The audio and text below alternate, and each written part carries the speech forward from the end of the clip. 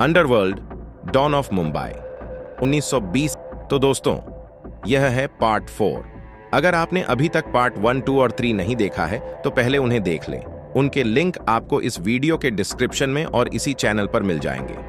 तो चलिए शुरू करते हैं। तमिल कम्युनिटी के लोग जेनाबाई को अपना मसीहा मानते थे। एक दिन वे लोग जेनाबाई उनसे मिलने पहुंचे, जहां उन्होंने उन्हें देसी शराब के धंधे में उतरने का सुझाव दिया।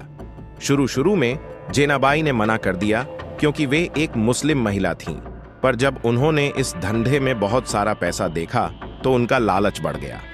उन्होंने डोंगरी में ही शराब बनाने का धंधा शुरू कर दिया।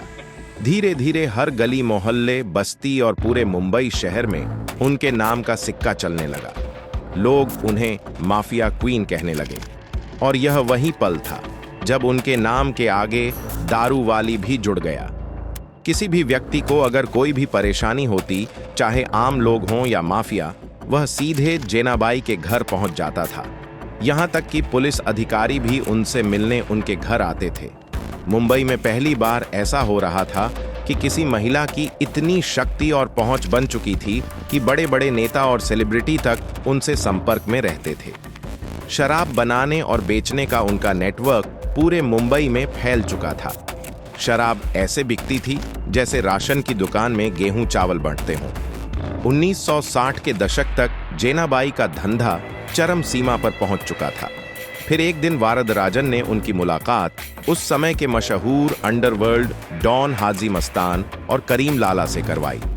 वारदराजन हाजी मस्तान और करीम लाला को पहले से जानता था, क्योंकि जब वह कस्टम डॉक के इलाके में तस्करी के धंधे में लिप्त था, तब पुलिस ने उसे जेंटाइन चोरी करने के आरोप में गिरफ्तार कर लिया था।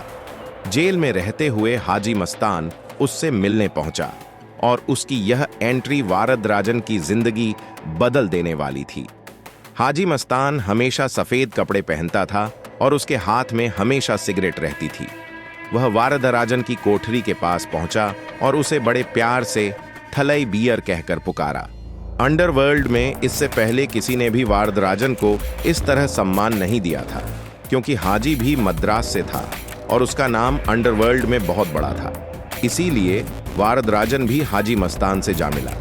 अब क्योंकि जेनाबाई का नाम तस्करी और शराब के धंधे में बहुत ऊपर पहुंच चुका था, हाजी मस्तान ने उनसे मिलने की इच्छा जताई। जेनाबाई से मिलते ही हाजी मस्तान और करीम लाला को ऐसा लगा मानो वे अपने ही घर की किसी बड़ी हस्ती से मिल रहे हों। तभी से वे दोनों जेनाबाई को मौसी कहकर बुलाने लगे।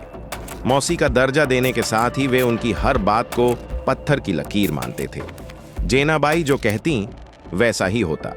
अगर कहीं पुलिस और अंडरवर्ल्ड के बीच कोई गलतफहमी होती तो वही जाकर मामला सुलझाती थीं। पुलिस से लेकर अंडरवर्ल्ड तक हर डॉन जेनाबाई को बहुत मानता था। वह ऐसी चतुर और तेज दिमाग वाली महिला बन चुकी थीं जो हर किसी के अवैध काम को छुपा लेती थीं। कई बार उनके घर पर छापेमारी होती थी, लेकिन वे इतनी चालाक थीं कि शराब की बोतलें भगवान की मूर्ति के पीछे छुपा देती थीं। आज के लिए इतना ही। पार्ट 5 में हम बताएंगे कि हाजी मस्तान और करीम लाला का मुंबई में कितना सिक्का चलता था।